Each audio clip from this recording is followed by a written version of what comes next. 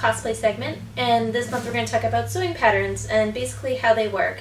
We're going to give a general overview of how they work and how you can make a garment with them. In a future segment, we're going to talk about how you can use them to make your cosplay costumes.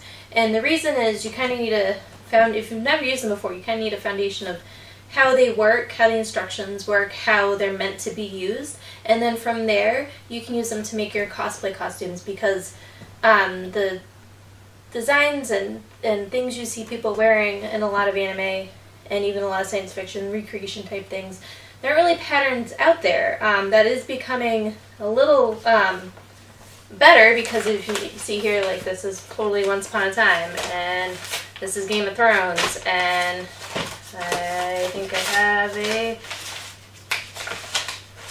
Disney one too. So you are seeing more patterns that can be used for costumes, but still for like a lot of the niche anime type stuff, you're going to have to make modifications. So we'll go over that in the future.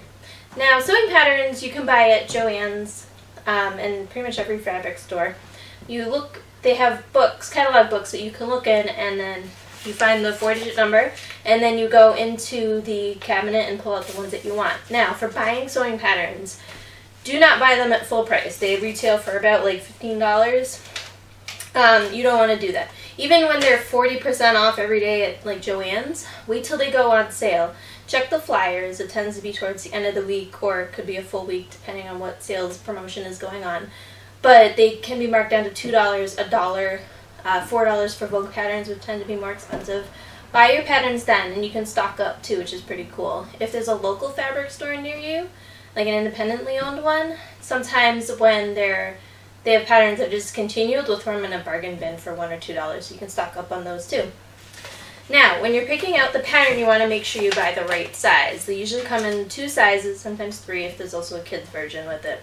So make sure you get the correct size. And to determine your size, you need to take your measurements. You can't really go by the size that you wear in commercially bought clothing. So take your measurements or have someone take them for you. You pretty much just need your bust and waist and hip for this. Now, there are different places depending on the brand, but here in this Simplicity, they're in the back.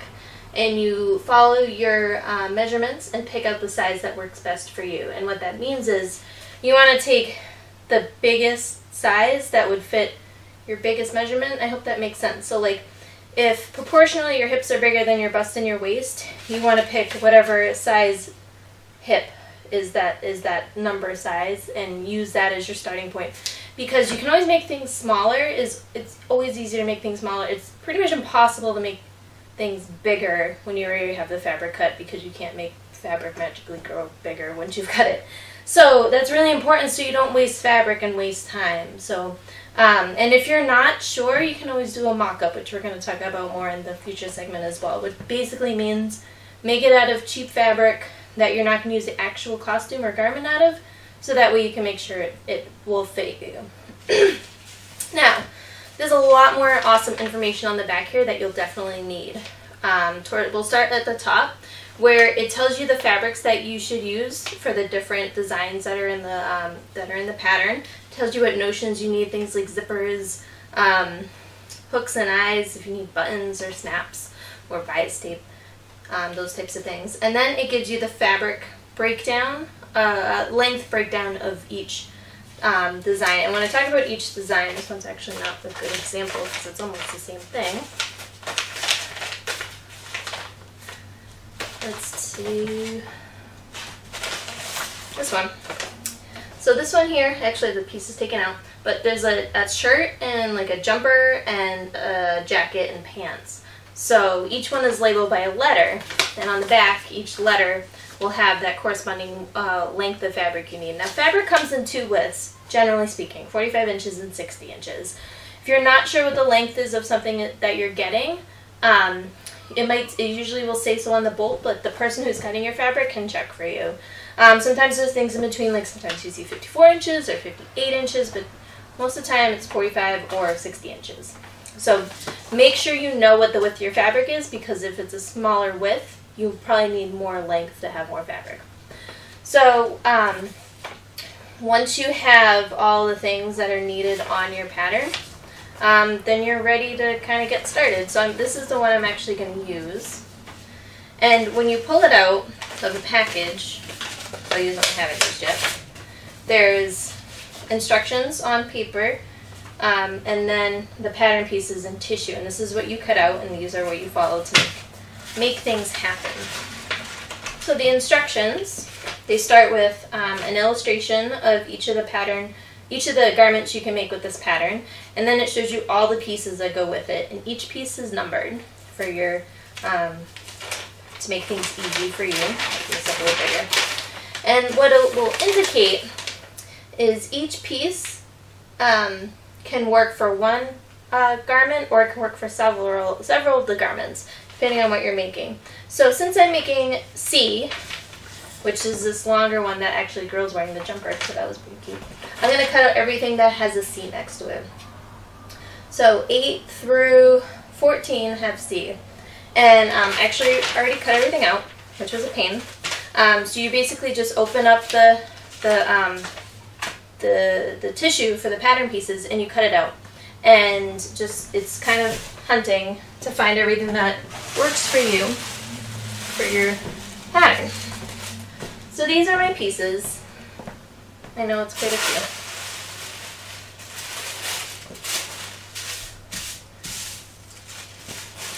Now, you'll see here, so this is piece number 9. This arrow here means the grain line, and you want this to go along the grain line. There's also dots, which you should mark with some kind of pencil, something that you won't see very well. And then there's also these notches here. So the notches are the things that you use to match them up. So see this top notch on the seam? So this piece is the back. If I take out the front, see on the shoulder, this also has a notch, and that's where you match it up when you're pinning so you can sew it together. There's also a notch on the side here, and the side here, and that's where you match it up. And then also on here, there's a notch on the waist on the front, which you would match up with the skirt while you're putting it together. So that's what those are. You can also see the illustration for the dart. What I usually do is I kind of make a marking where each of these dots are, and then I'll draw a little line on the wrong side so I can see where I'll be sewing the dart. Here on 8, you can see here it says center fold. You want to line this up along the center folds, because basically what you're doing is you're cutting everything on the fold of the fabric. So what I'm going to do is, I don't know why I'm doing this, I should explain this here. In your guide, they have a layout for how you lay out the fabric, so you can use as little fabric as possible. You don't have to follow it if you don't want to, but it does help you use fabric appropriately. So I'm going to start here with this jumper. Actually, what this has, it has me cutting the top part with the fold, and then I'm cutting the skirt on a single length, which you don't actually see too often. It depends on what you're making. But because you're cutting it on the fold, you know, your outfit, at least this one is symmetrical. So if you have a piece here and a piece here, you want it to be the same so it's not all wonky. And plus, if you're going to cut it once, why cut it twice?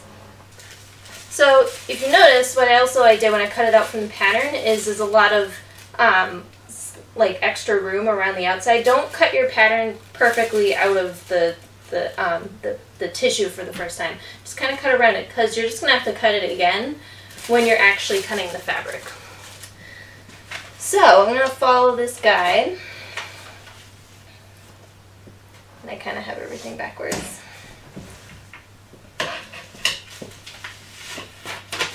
Just going to flip my fabric around so my fold is facing me. Just put those on the ground for now. So there will be multiple layouts depending on the width of your fabric. So since mine is 60 inches wide, I'm going to go by this here for the 60 inch. And I have my 8 here, and then my 9 here,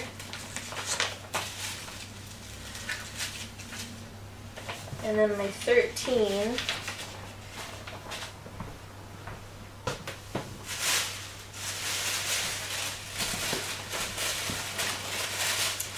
Right here.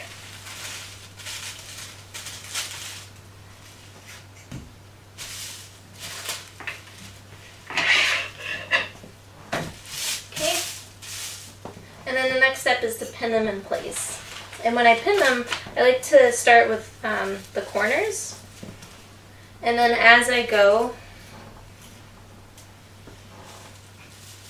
I just smooth it out to make sure that it doesn't get all bunchy, because if it gets all bunchy, then it won't be cut out correctly, and then it won't come together correctly, and of course you don't want that. So I'm just going to keep pinning here. So now I have all my pattern pieces laid out, at least for this fold, so I'm going to start cutting. I'm going to cut to the size that I need. And make sure you follow along carefully, because sometimes the biggest size isn't always the one on the outside. It just kind of depends on how the pattern is laid out. So just watch your numbers and cut out the correct size. Okay, so my pattern pieces are all cut out. The next thing I'm going to do is I'm going to start marking it. For the notches, I like to just make a little snip with my scissors. So the notches here, I have 1. Sometimes there's 1, sometimes there's 2, and sometimes there's 3. And usually what that means is the 1 is in the front. So if you have something that has seams here and then seams similarly in the back, the 1s will be the 1 will be in the one in the front, and then the 2s will be the side seam, and then I think usually they have 1s again in the back, and then the back seam will be free a lot of the times if there's a back seam. So that's usually what those notches mean, and that's so you can, you won't match up a 1 to a 2. You also see that with sleeves. The notch for the sleeve, for the front of the sleeve is in the front, and then the 2 notches is in the back.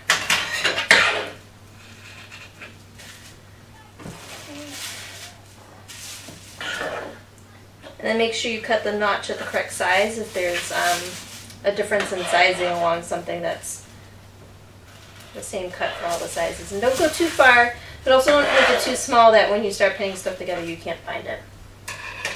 For my, I can't find my pencil. For my darts, a couple darts going on. I'm a big fan of darts. What I'm going to do is I have a pencil here, and I'm going to mark the top. I don't know if people can see that. And then the bottom, and it basically forms a triangle.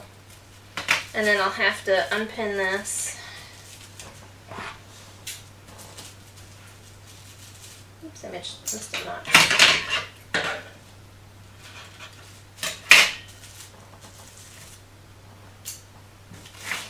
And I'll flip it over. And you want this to be upside down.